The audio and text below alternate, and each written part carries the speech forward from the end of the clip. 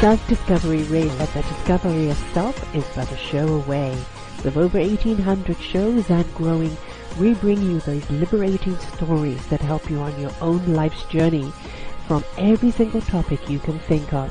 The only common denominator is authenticity and living in your meaningful purpose. Come and read our new ebook, plus see our discovery store and what wonderful tools we have for you. Do enjoy our shows and don't forget to share. Good morning, good afternoon, and good evening, everybody. Welcome back to another edition of Channeling Ascensions. I'm your host, Sarah Troy, along with my co-host, Christina Hill, and our guest today is Michael Bianco Splan. And we're going to be talking today about that static energy that's out there. I know we've been hit with another tragedy, another disaster, another senseless killing, and we kind of think, when is it going to stop? There are things happen simultaneously around the world, and somebody says, did you hear about this one? Did you hear about that one? And we just simply cannot take it all in because it's all happening just way too much, way too often, and around the world, and we're getting to a point where we're feeling saturated. We're also feeling our energy is completely and utterly static. How do we ride that beautiful wave of divine energy? How do we seek to love and pour love out into the world when there is so much discord and breakup of energy going on out there? How do we stay true to that inner love that we know is the answer, what we know is the peace, we know is the solution? How do we hold on to that and keep the beautiful fluidity of divine love going when there is so much going on? Well, I really do believe right now that the universe is making us shake it up, to wake us up, so that we step it up to change it up. And I do believe we're going to get a lot more shaking it up until we've woken up, to take those changes, to step it up ourselves. And this is important right now that we understand. It is the transition that is going on. It is the transition of energies. I've said repeatedly in past shows, the universe is going to turn the volume up on us. And in doing so, there's going to be some static. There's going to be some shaking up. And we've got to learn to not only live with that, but we've also got to learn to thrive within it. Turn our volume up on our own energies. Let that resonance of love reach out even further. So, Christina and Michael have got some wonderful tips and tools and thoughts on this and how you can actually flow with that energy, even more needed at this time of static, and how we actually stay true in that love. Because after all, folks, love is all, and all is love. Welcome to the show, Christina and Michael. It's great to be here, Sarah, and it's a joyful time, and Christina, it's great to be with you as well.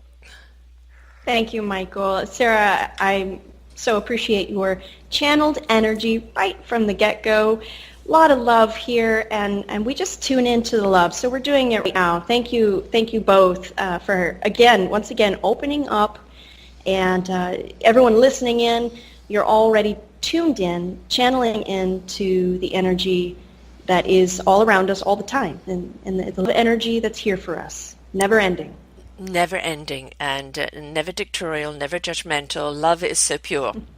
And that beautiful divine energy is such a wonderful place to be. Now, Michael has been on the air with me before, where we talked about managing energies.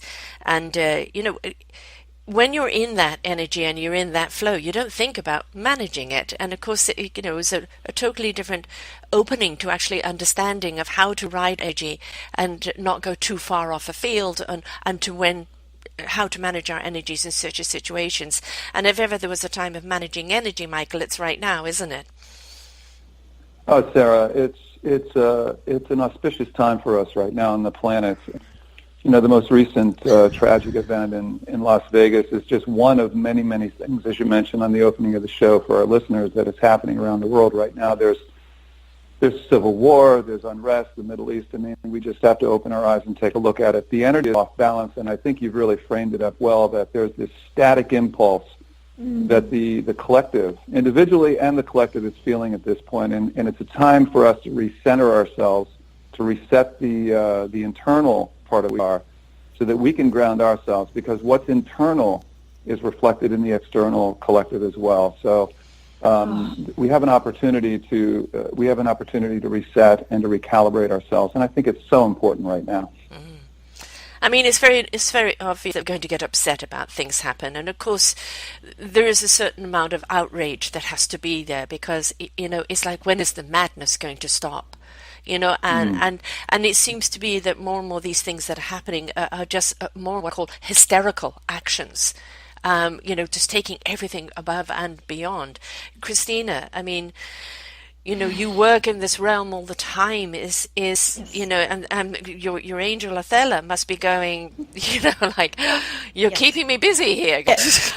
Absolutely, and I know Athella is as always, she's great about chiming into these interviews, Sarah, when needed, and I know she's going to want to say her 2 cents worth. But that's from the eyes of spirit. That's from the eyes of higher dimensional planes. And that's Athella looking in on us humans and looking at, as you say, shaking it up, this shaking material that we're seeing, the outpicturing of these collective consciousnesses coming through and shaking our earth. Things are at an all-time imbalance, and really it's peaking. It seems to peak. Seems to come up like wave. Here we go again with that wave analogy. That's great how you said that, Sarah.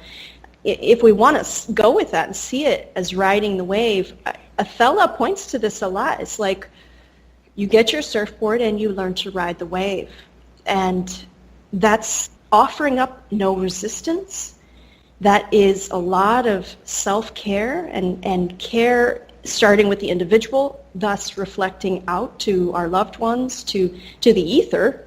So for me, I believe that our conversation today will be based in a lot of how we can stay connected, rooted, how we can also honor these feelings as they rise up in our experience, and to offer up resistance to these movements. And they could be huge. I mean, like tsunami type waves. And I think that's what we're in right now. Mm-hmm. So it's a matter of getting recalibrated, yes, and also learning how to ride these waves and making those choices. I mean, Michael, you wrote beautifully about the power of choice, and what choice are you going to consciously make to respond, not react necessarily, but to respond to what is happening, and then get yourself taking really good care of yourself, and then to the community, to our loved ones. Michael, maybe you could add to that as well. I feel like that's kind of the shift of where we're at right now. Yeah, the respond and not the react, because it's a human condition to react, but how do we respond to it? What is it asking us to do? How is it asking us to step up, right? Mm-hmm. Yeah, and Christina and Sarah, the analogy of riding the wave is, there's so many thoughts that come to mind as we're talking through this. When you're riding a wave, and for the listeners out there who've actually done surfing, or for that matter, downhill skiing is a great example of that. When you are in that moment, that Zen moment, you're in the present state. You're not thinking about the past. You're not thinking about the future. You are simply being, and you are in a state of pure action. And that presence, that state of presence that we're talking about, is a form of love and compassion and empathy and understanding. So when we make the choice, the conscious choice, to become aware of being aware, we step into a presence that offers us as human beings an opportunity to make different choices. Those choices that we can make individually that play into the collective energy, those choices that we make can be life-filling, not just for ourselves, but for those we are touching in our world. And that presence of love and compassion and understanding is exactly the shift, the recalibration, the reset that needs to take place. It's a very, we're recording this session here and to our listeners at the same time as the full moon. The full moon is happening at this point, and I believe it's sometime after 11 o'clock Pacific time here on the West Coast. And it's a time for us to, of course, we can think about all the craziness out there, adding to the craziness, but let's look at it a little bit differently here. This is an opportunity for us to to take a look at ourselves individually and understand that the external world that we are looking at, the reality of our world, is merely a reflection of the internal world that we hold. What do I mean by that? I mean that internally, the fires that burn, the rages that we have, the biases, the prejudice, the belief systems that we hold on so tightly to that our ego keeps us back with, limit us in terms of our experience, our reality and our experience in this world.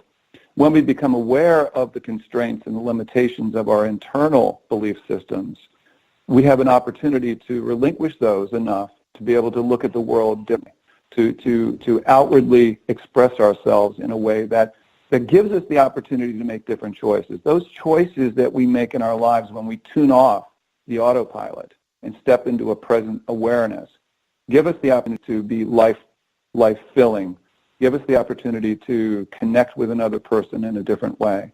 This is what's needed at this time, the static energy that we're feeling, this collective frenetic energy that we're all experiencing at this point.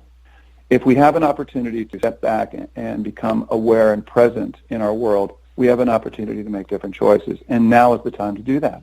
Yeah, the stepping it up, folks, because we're waking you up. And, I like that aware to be aware. It's so many people don't pay attention to what they're feeling in the moment, do they? You know that you're reacting to something, but how is it, making you feel? You're upset, yes. But what is that upset? You're mad exactly at what's going on. But how about you look at what you're upset about? Because it is the disruption of love. And how do you bring that love back within you? How do you get that feeling back of love? And I think that awareness of how you feel, of responding to what has happened rather than reacting to what has happened, will start equilibrizing that beautiful divine energy. But we cannot go out and react to life. We have to respond to life, and it has to be an inner response first, an inner connection and dialogue first, because whatever dialogue within is going to be what comes out, and we don't want what comes out to be as disruptive as what's going on. Christina? I agree, yes. There's a rooting process that you're developing as a human collective consciousness. There's a rootedness that is available to us. And as Michael beautifully said, aware that you are aware. And it could start simply, and let's just take the recent tragic events, it could start by just becoming aware of the pain. Eckhart Tolle calls this pain body. Okay, pain body rising up. Here comes the story, the thoughts, just being with that. Just, and you could even you could set yourself a little timer. There are different ways that we can frame this so that it's more manageable. I'm going to give myself 10 minutes for pain body story.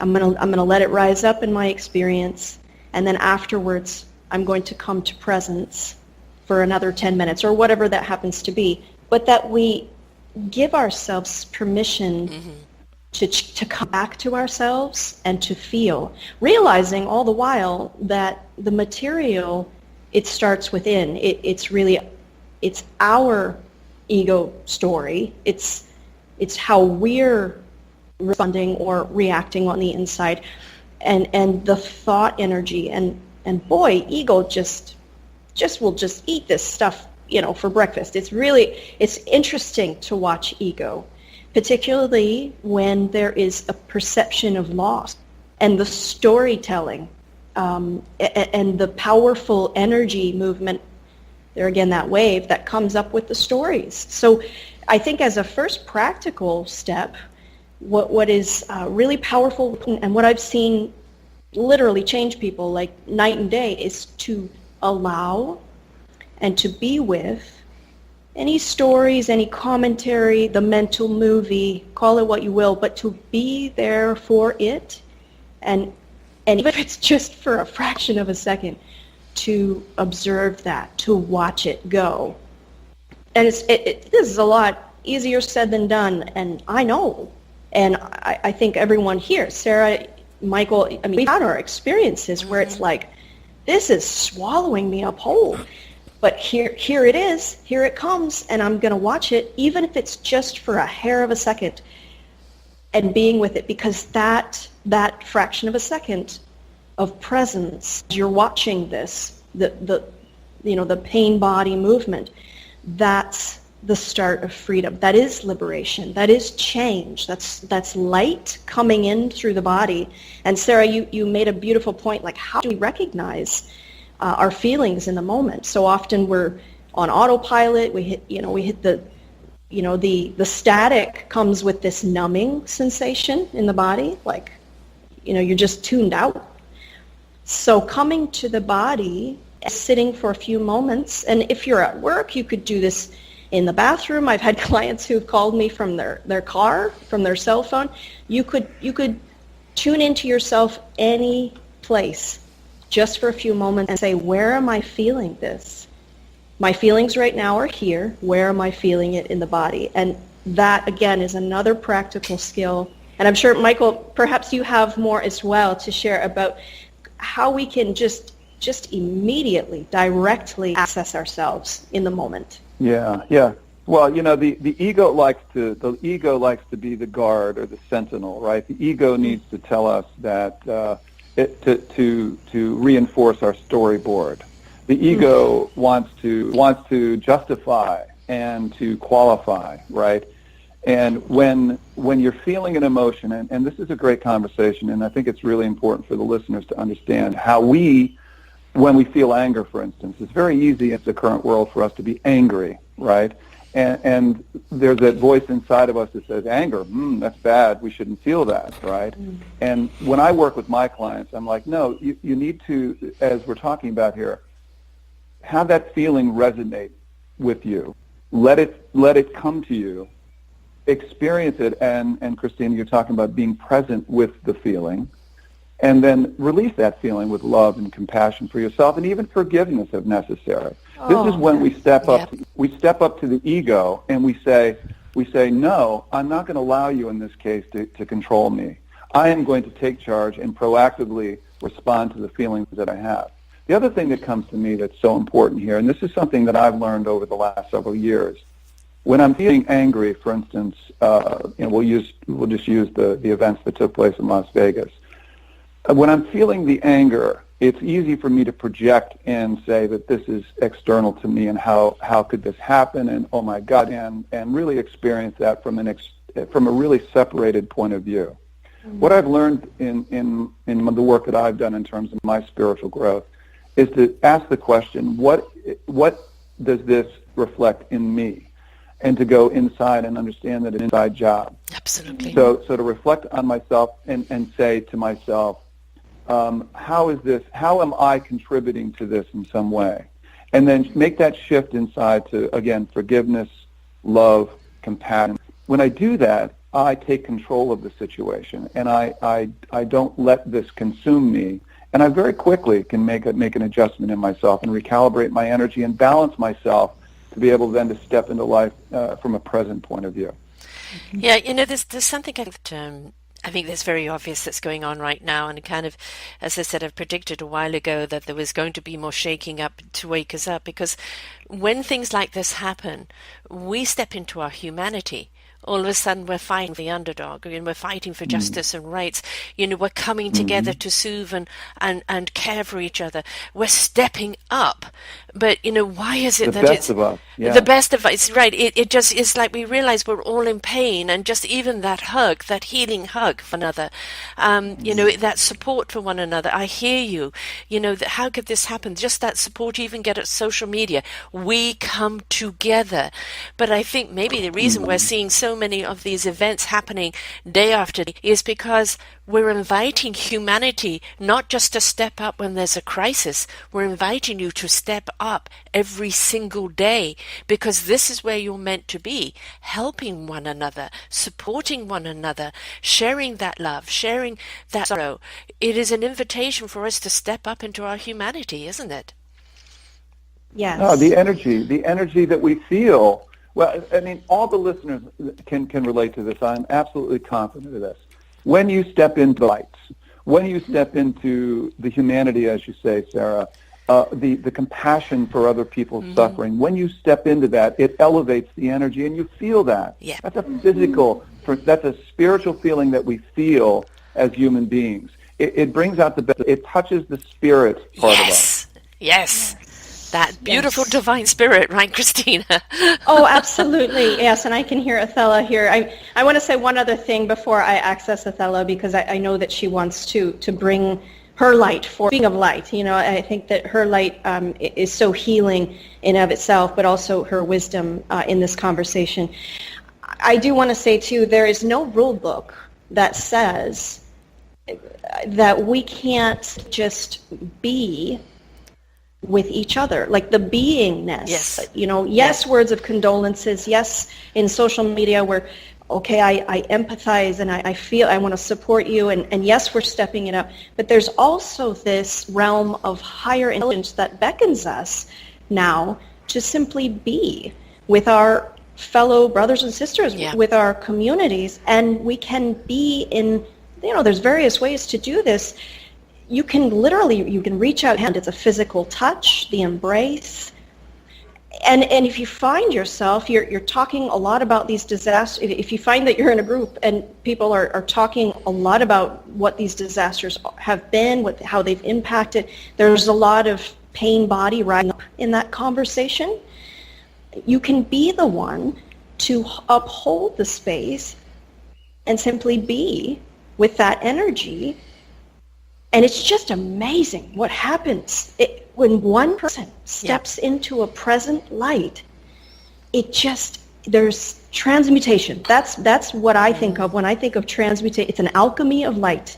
And at that point, people, they feel, as Michael says, they feel this pulsating love. There's no words at that point, and it's like there's just this all-pervasive love, and that's very powerful. And I think that's something that's needed right now. It's the sharing of it, isn't it? We don't realize as human beings, we don't touch enough, we don't hug enough. And this time is what we need is these arms around each other. We need someone taking a hand and saying, I'm there for you. We need, the stroking of the brow for people that are in complete stress. We realize how much that touch is the passing on of that light, of that love that you are giving to that other person, how soothing, how calming, how reassuring it is. And just for people who have tuned in for the first time, Athella is Christina's angel who comes in and speaks through her. So Christina will speak in a different voice. It's Athella's voice, and there'll be silence while she goes into Athella, and then Athella will come through and share. She's the third host in this show. So you let us know when you want Athella to come through, Christina. Beautiful. Thank you so much. And just real quick here, the act of being present, talking about being, the act of being is really all we have. Yes. We live our lives in the present tense, and if we are aware of being aware, then we're aware of being in the presence of living our life. And from that point of view, again, we can make different choices, loving choices, compassionate choices, empathetic choices. Mm-hmm.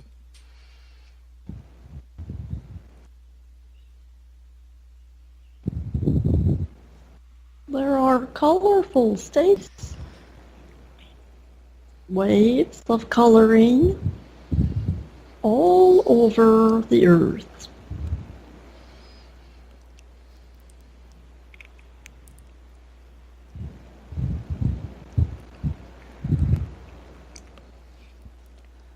Fear, the sensation of separation. When you fall out of ego and you are present, you are filled with coloring, and the fear leaves. There is just you. Humans, now you are asked to link arms, the essence of you, and be real for each other.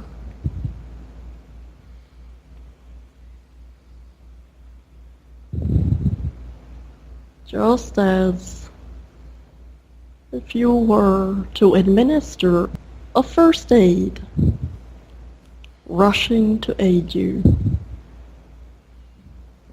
Angels and the unity of the universe, which is incomprehensible for the human brain. You have aid.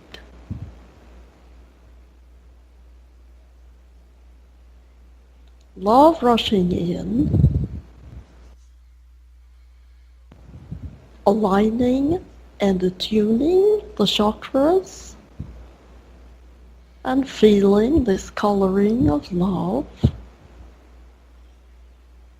is an angelic first aid. Let the tears come through the eyes. Notice they are made of salt and water, just as the ocean. Be aware of how the body quivers.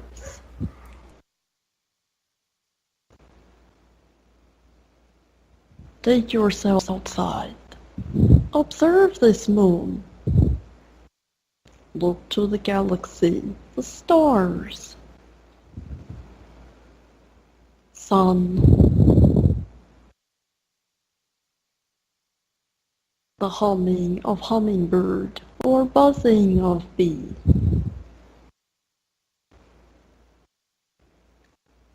When the context, the material you are seeing outwardly becomes too great, seemingly too great to bear, return to this moment. Be outside, and you can enhance this. Nature reminds us of who we are. You receive messages quicker when you are in nature.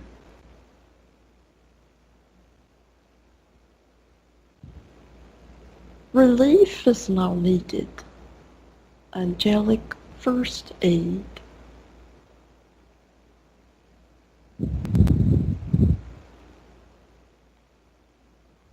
Become aware of who you are.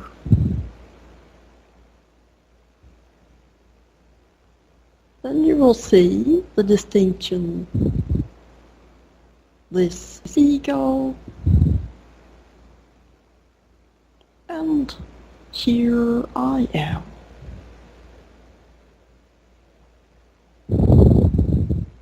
Be tender to yourselves, humans.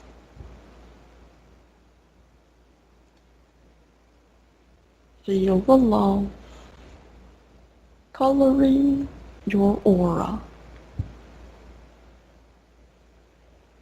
What is my purpose here?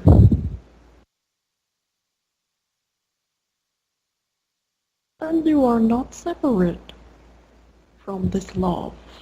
You are it.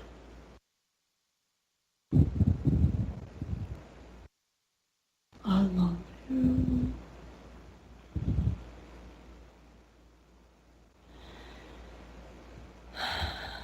Thank you, Athella.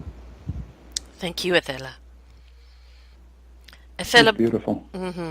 You know, the word that's key there is color. The colors of our lives. You know, color is also a beautiful healer, you know, as she said. And we're inclined to, in dark days, go literally and wear dark clothes and put ourselves in dark surroundings. And this is when we do need the music, the color, the vibrancy of life to remind us why we live and what life is all about, and the beauty and the abundance that is more prevalent than the fear and the hate. And step into the color of our lives, right? Because when we do, you know, we become that life, and we become a resonance and a reminder of what life is really about. And the more color and the more joy and the more music that we resonate, the more that people become intoxicated with that beautiful feeling. And the more we embrace that, the less we get to the other side. Michael? Yeah, it's such a great point. Color, art, beauty, nature. It's a universal medium, and I'm thinking, because I'm a musician and I love to sing. I play music. I'm a guitarist, and I performed with major choral groups and masterpiece of music. And I can tell you from my own experiences that when I'm a part of music, whether it's listening, playing, singing, it is absolutely taps right into the spirit side of who I am as a spiritual human being, and provides me this balm, this healing, this love that I can access through the medium of music. Think about it from, I think about a Beethoven symphony, or J.C. Bach's music, and I think of these masterpiece music arrangements worldwide. It doesn't matter what culture we're talking about. In the human form, we all have a visceral reaction to it, and the visceral reaction generally is of life-filling energy. We feel the presence of something that we otherwise feel in our daily lives when we touch music, we touch art. And it's a great reminder to the listeners out there, when the days are gray, and I live in the Pacific Northwest, and Sarah, you're in the Vancouver area. It can get pretty gray here in this time of year as we go into the fall and the winter time. I'm reminded, and I really try to bring flowers, bring art. I don't wear dark clothes. I try to wear clothes that are light, that are bright, because it lifts my spirit up. And so we have some tools available to us as human beings when we are in an environment that's pulling the energy down. We have choices, again, that we can make to really offset and to rebalance and calibrate ourselves as we go forward. And color, the light, the beauty, being in nature, all of that is so essential to us as spiritual human beings. And we lose sight of that. We get caught up in our professional lives in particular. We lose sight of the fact that we have tools available to us that we can step into that can really change that energy and bring us back into form. Mm-hmm. Oh, I completely agree. So beautifully said, both Sarah and Michael, that I completely agree with you. And it's okay to feel like a kid, to grab the Play-Doh or to grab the colored pencils, and some paint, literally getting your hands into it. If you're very artistic, and I myself am also a singer, I consider myself an artist of many different varieties. If it's music and it's hearing it, even if you're not a singer, but that you're singing along, gosh, music has that fifth dimensional quality to it. It does lift us up powerfully. So to create a list for oneself, I think it's important to have these quick vibrational changers at the ready, and that you have a list ready for yourself so that you acknowledge and honor, okay, this is my kind of self-care plan of vibrational change-ups, really quick, that I can just look at and say, okay, I feel the tug, and it's pulling me down. So I feel my vibration going down. I'm going to pull out my list. I'm going to take one of these things. I'm actually going to do it and take that choice, take that option that I have for myself, and really empower myself and go do it. And it could be something very simple. And you're right, Michael, getting caught up in our professional goals, goal achievements, and gosh, we're very driven, ambitious individuals. We have full lives and busy schedules. It can be easy to just overlook that and just pass it up and say, I'll be okay. I can power through today, power through this particular energy that I'm going through right now. But rather than that, we could honor ourselves and return to our knowing that, no, I'm going to take 5 minutes and I'm, sketch something cool, or I'm going to turn the radio on, I'm going to open my window, or go outside, play in those fall leaves, Yes. Last week, Christina and I did a show with Donna Lee Caldwell, who's a galactic speaker, and speaks this beautiful ancient language which bypasses the head altogether and speaks directly to the soul. And Donna Lee's been working with me, which has been absolutely wonderful. And I feel that she reset me. Because the head and the ego wants to get it. Well, what is she saying? What's this really? Just get out of it. You have no understanding what's going on. The soul does. Mind your own business, really. But one of the things with Donna Lee's Galactic Speak, what I realize is, I suffer from depression a great deal, and since Donna Lee's been working with that, being pretty well obsolete. But I go to music, and it's, music, it just feeds me, and it calms me, and it lifts me up. But what I realized is that the Galactic Speak is vibration. She's speaking a frequency and a vibrations that's resetting the soul, the heart, and the spirit. Well, that's what music is doing to us. We are being consciously soothed by the sounds, sometimes by the words. But in the meantime, the frequency is getting in there and restructuring us, calming us down, resetting us so that we can get back to that beautiful central spot of harmony that lies within us. And so it's not just music. It is literally the vibration, the frequency that's going in and healing us.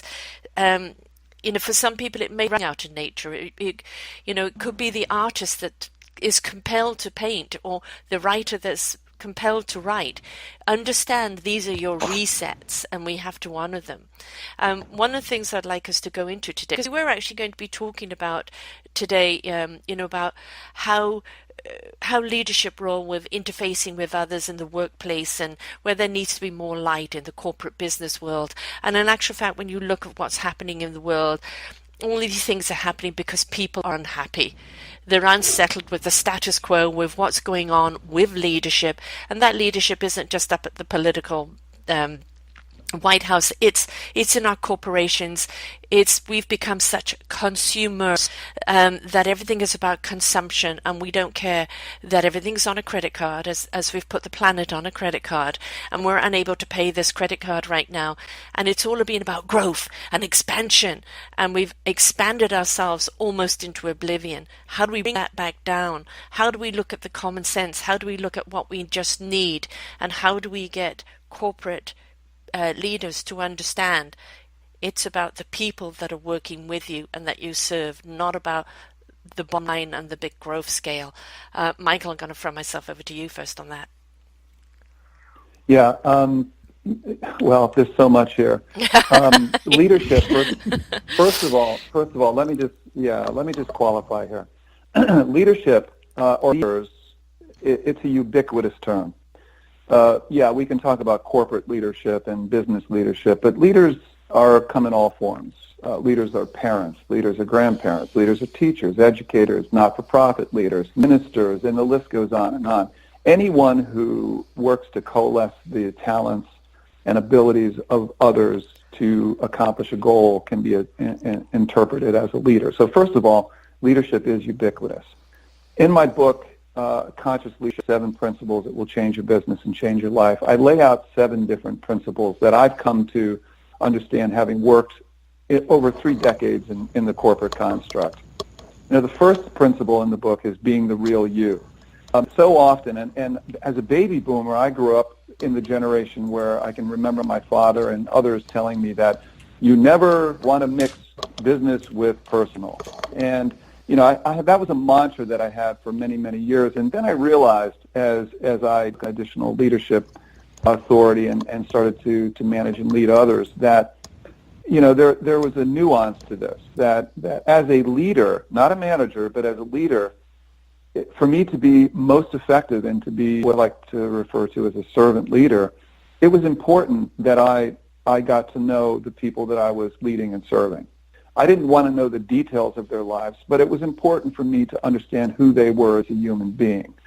So often, particularly in the corporate construct, you've got your playbooks, you operate your policies and procedures, you've got your leading indicators, your lagging indicators, all of that good stuff that drives corporate performance for shareholder value. But what happens is that leaders lose sight of the fact they're actually leading and serving people, right. Human beings. Yes. It's not so much what you do, it's how you do what you do that makes the difference. And so much in the leadership realm, we have to talk a little bit about fear here, right?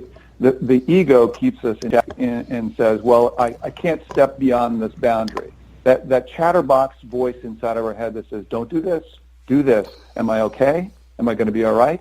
What if I say this?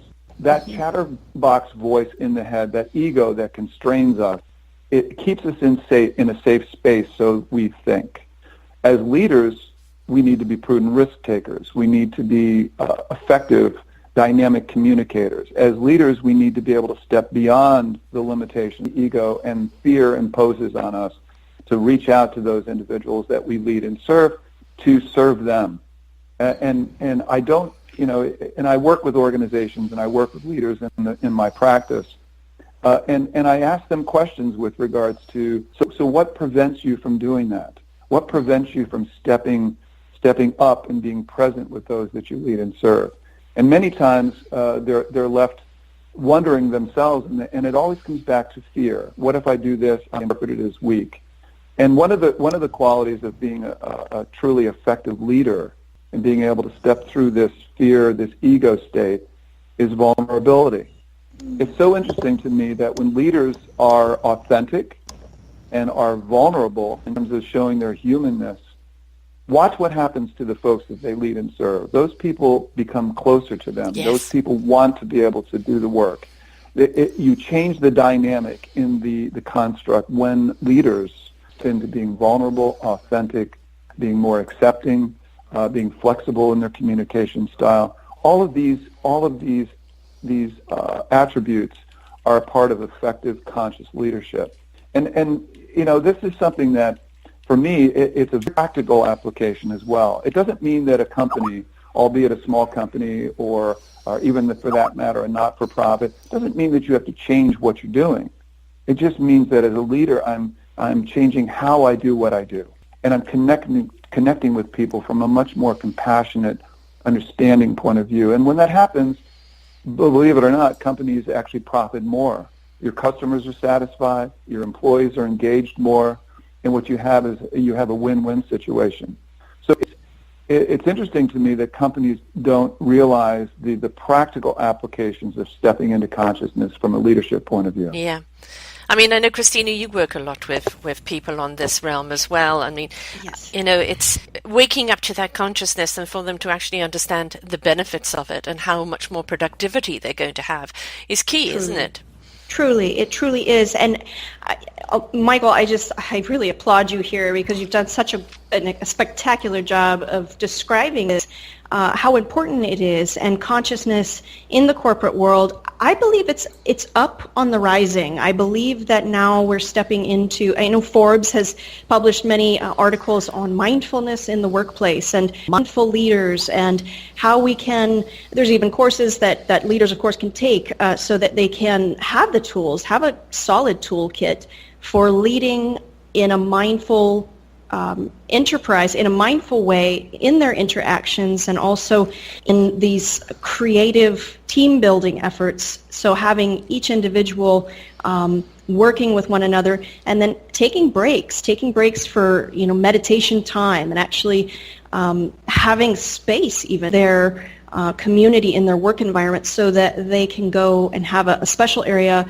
just for the mindful practice. So I know that this is developing, it's on the rise, and even, I can't remember where I read this, but I recently read an article about there's the doing and then there's the being, and how this skill of being while in your work environment, in your working role, is seen as something extremely valuable. It's something that employers are looking for. It's something that leaders are learning, they're implementing.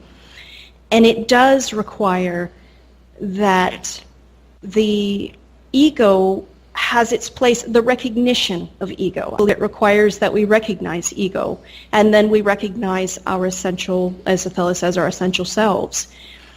It does create this awakening in the individual, and I believe that's contagious. I think presence itself is a contagion, and it just spreads. It's this lovely ripple effect when people are in the presence of presence. Mm-hmm. And then creates vulnerability, authenticity, just naturally rises up. And also something to point out here is resiliency.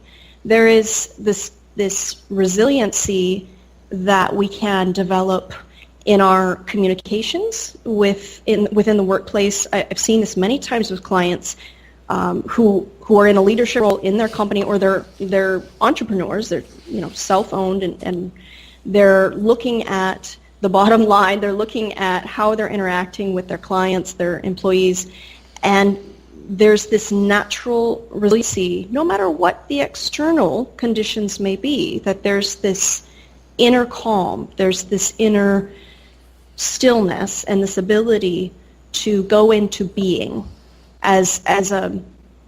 it's really a fluid motion throughout their day. It's not something that they just do once. It's something that they continue to do. And gosh, that's a very different way to be engaged in work and to be leading others. So I believe this is on the rise, and it's something that's quite powerful. It's just as important as learning these interpersonal skills, these communication skills, and in leadership, the opening and the awakening for consciousness certainly pays off in so many different ways, not only for the individual but for the company as well. And I believe it's contagious. So I think it invites others in, and they're wanting to also practice this as well. Have you found that, Michael, in your interaction with your clients or some of the companies that you worked for, that presence seems to spread? Oh, it's fascinating to me, because in the work that I've done, both in the corporate world as well as working with clients, and what comes to mind is caring. So when an employee knows that I, as a leader, care about them, all kinds of magic takes place. When an associate, an employee knows that I'm interested in them, their performance changes, and they're much more engaged, and they feel as if they're a part of the world that we're operating in. And I've led sales organizations. I've led large sales organizations. Bottom line results. Hitting corporate targets. I've had lots of experience in leading those types of organizations. It seems crazy to me that, as I develop these skills, and I've actually improved in my own spiritual growth and professional growth in this way. When I shifted my focus to the principles I speak about and I write about in conscious leadership, so that the employees knew that I cared about them, all kinds of things changed. My performance changed. The interactions of my employees with my customers changed. Let's face it. People will buy from someone if they like you, and if they like you, it has to. We know the difference. We can feel the difference when somebody actually cares about someone. Yes. And so if I model as a leader that says, my employees know that I'm interested in them, I care about them, their well-being is important to me, that translates then, it models those skills so that they can carry that forward into their world. So from a practical point of view, you grow your business, you grow your customer satisfaction, it becomes a momentum that actually builds over time. And then we are seeing some, and Christina, to your point, I'm seeing in my own research and working with organizational clients that I have, I'm seeing a willingness for organizations to pick up on this and to actually try to inculcate this into their culture. And that's a good thing. And I think, go ahead. No, I'm just looking at it from a slightly different perspective here. We create family. Look at the family dynamics. Mother and father are clearly, obviously in charge. They're the custodians, they're the guiders, they're the nurturers, and the children are going to absorb everything that mom and dad show them, say to them, interact with them.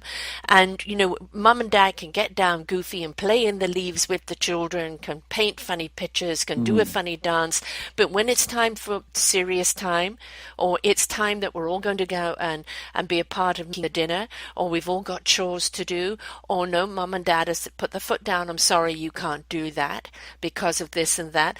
We respect the parents' leadership, but the children know they have a voice, they have a participation in that family, they're very connected to it, and then you have a unit. Why can we not interact that in our business? The leaders are the parents. They happen to just kind of know more they're in that official role. But all of us have got to be willing to come to the table, our own wonderment, our own exploration, our own gifts, our own opinions. But then we honor that leadership as the final word there. if those leaders have taken in everybody else's into consideration. When a company treats people like family, when we give them a voice, when we give them an identity and say, I hear you, I see you, I respect your participation, I'm here to listen to you, you have a solid foundation there which to grow on. And it's not a question up in ivory tower with a weak foundation. It's about expansion, broadening out like a ripple effect, because people want to be a part of that family. And they're going to be extremely loyal and work hard to make sure they stay a part of that family. So everybody has an identity and a gift to share, and we need to honor that, don't we? Oh, I've seen the results of this, Sarah. I personally have seen the results of this, and your analogy to the family is right on target. Again, when your employees, your associates, the folks that you lead and serve, know that you actually care about them, magic takes place. Yeah. And you do. You elevate the energetic ripple. You can't see the energy, but you know it's there. Yeah. But you know it's there. Yeah. Yes. And Michael, that's just so beautiful. So you're raising the vibratory state of all, and it begins with the leadership. I love the way you say, Michael, I love the way you say lead and serve. So if listening to this, and a lot of people are, they're working in, corporate setting, they're either in a leadership role or they're working with others. If you work in an office, then this applies to you. Are you in a leadership role? Like, check in with yourself, get the ego. And if you're in a leadership role, I work with clients and I ask this a lot, are you creating the identity? There's a little bit of elitism that can follow this title of leadership. And Michael said it perfectly, lead and serve. Mm-hmm. So have we gotten to a space where we've forgotten about the serve and we're just in our ego state of lead? Because that can be powerful too, and that can be quite an elitist dream there. We also know exactly where elitism has got us right now, right? That's very true. Good point. And when we bring in the family example, Sarah, that's so beautiful and so true, is that mom and dad are not in it to feel to fluff their own ego and to feel that they are the ownership of, they're the head of the household and, I'm going to fluff my ego with I'm the leader, I say this.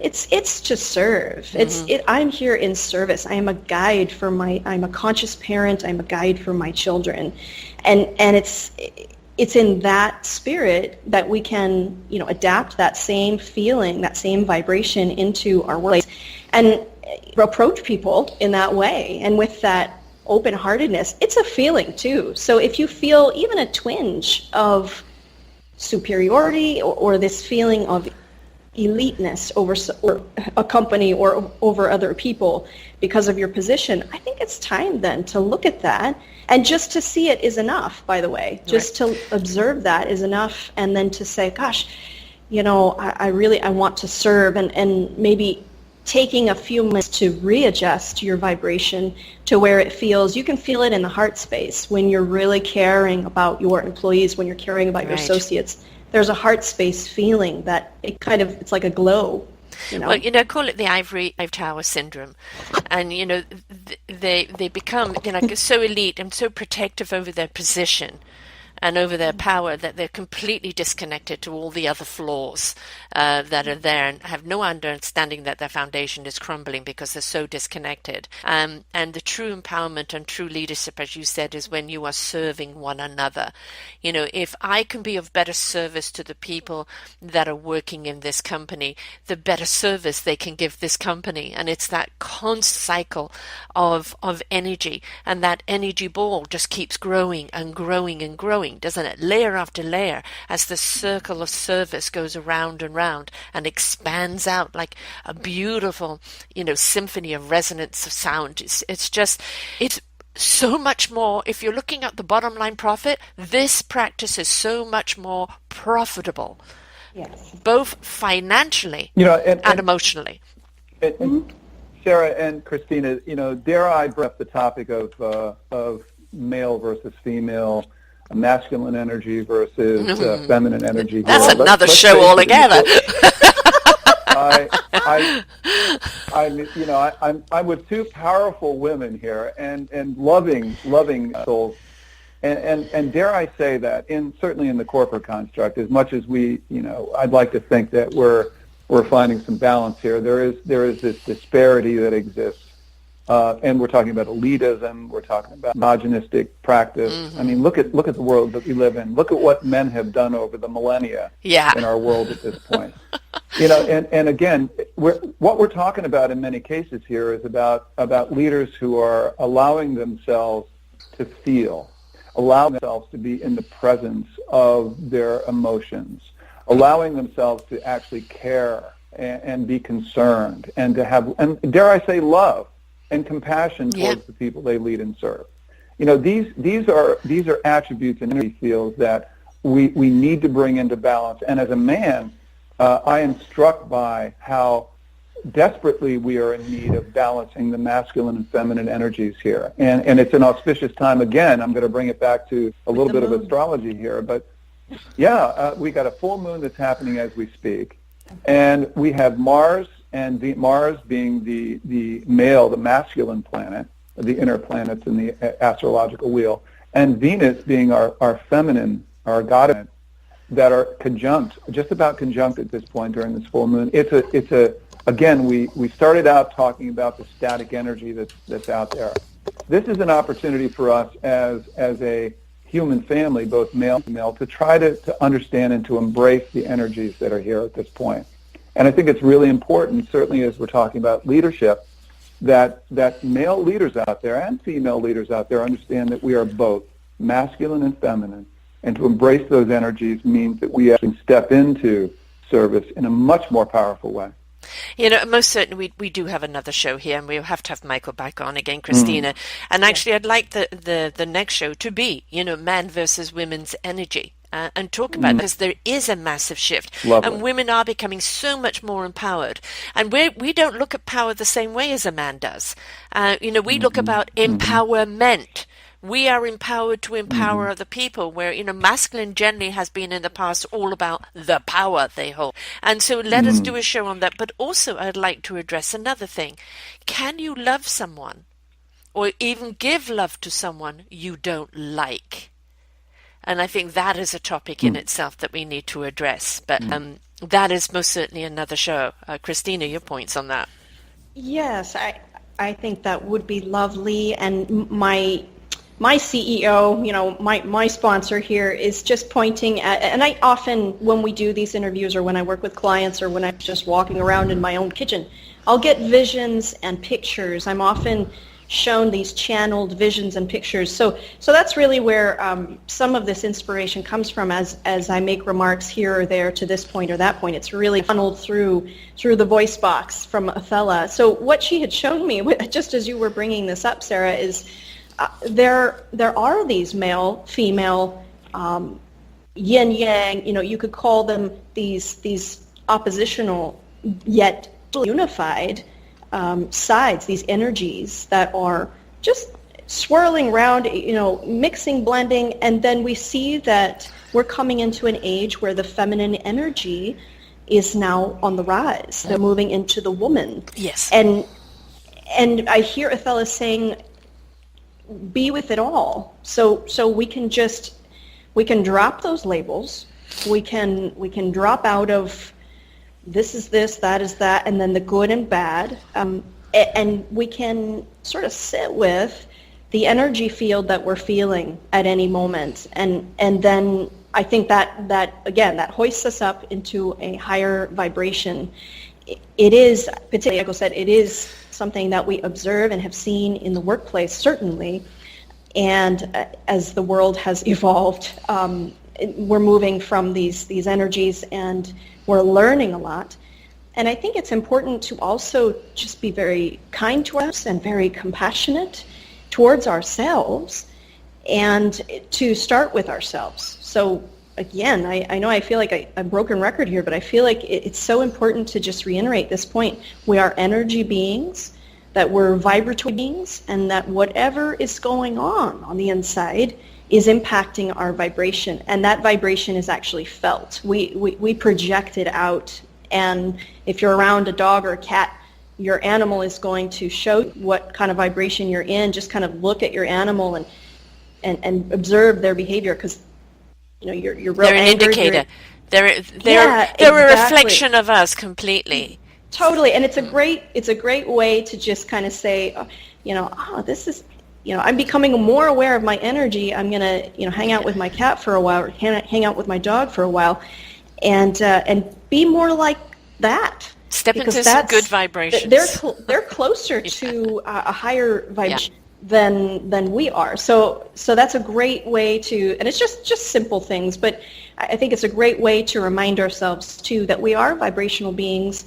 And I would certainly love to do another show with you, Michael, talking on these dualistic energies, and then even the lunar cycles, how we're impacted by all of this, and what we can do to stay rooted within ourselves, both as dynamic leaders in leadership in business, but also as human beings.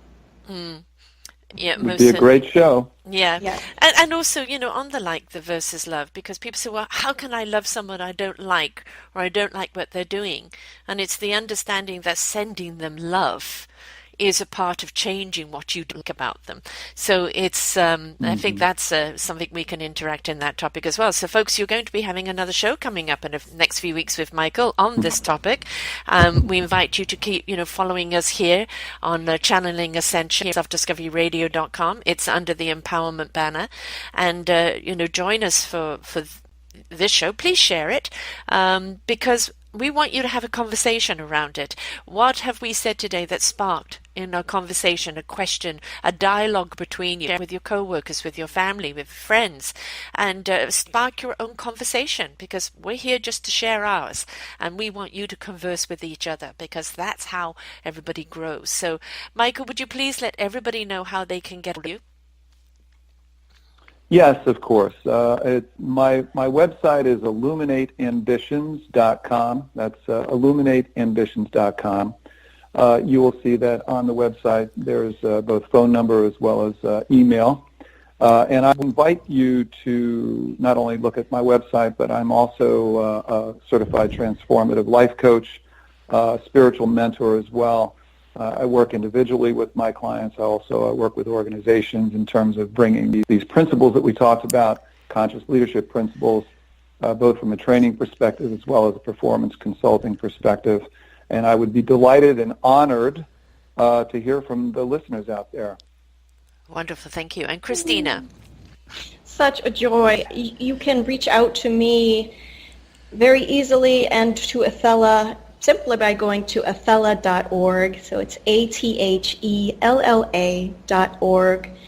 And it is very simple. You can kick back and dive into the energy. There's plenty of free products there and meditations that is all embedded with the energy of Athella. And I invite everyone listening to consider either meeting with your guides. I have a private session because I'm a first-person channeler. I do private sessions with individuals, clients from all different kinds of backgrounds. And to meet with Athella as well. A one-on-one session with Athella is different from what you see here. These are true roundtable type conversations, and I know Athella shares a little of her wisdom and insight, but to have a personalized session is quite different, and I have some testimonials up that you can kind of look at, or come to one of our live events. And specifically, though, for people who have been impacted by trauma, loss, grief, anyone who feels a calling and wants a metamorphosis in their life, a sustained metamorphosis and change to transformation, that you consider a retreat. I am running Athella's monastery here in the Yucatan Peninsula, and it is second to none, and we do conscious movement. We visit the sacred sites that are in and around this area, and it's a meditation retreat for families and their children. And gosh, there's no better way and no better time to raise the vibration of yourself and your family than by coming in and having a sustained period of time for yourself and with your family here in this beautiful region. So I invite you all, and thank you so much, Sarah and Michael. I'm really honored. This is such a treat for me every single time. I feel very honored, deeply honored, and I'm We're curtsying. And just to let people know too that we're part of a fundraiser here on the community side of things, is because we know that there's a lot of people, families that need to go to Christina's retreats and they can't afford for the whole family to go. So we have a fundraising platform here that will allow whole families to go, because when they're all in that ascension together as a family unit, they're going to go out and vibrate that beautiful ascension out to their community. So we are fundraising to do that. So again, you can just go to selfdiscoveryradio.com onto the community page and see Channel Ascensions, and you will see all the information there. And let's give families a chance to ascend together, because the impact they have on their community is exponential. And we all need that. We all need to step into that higher consciousness. So thank you so much, Christina and Athella and Michael, for being with us here today. Thank you, Sarah. Thank you so much. Really honored to be here. I enjoyed it very much, and I look forward to the next one. So, folks, please, as I said, share it. Have a conversation. You can also look back on all the other shows I've done with Christina. It's right here on Channeling Ascension. And, we're here, we're here in service to you. And we want you to grow and be all that you can, because you are meant to be abundant in life. So until next time, folks, bye for now.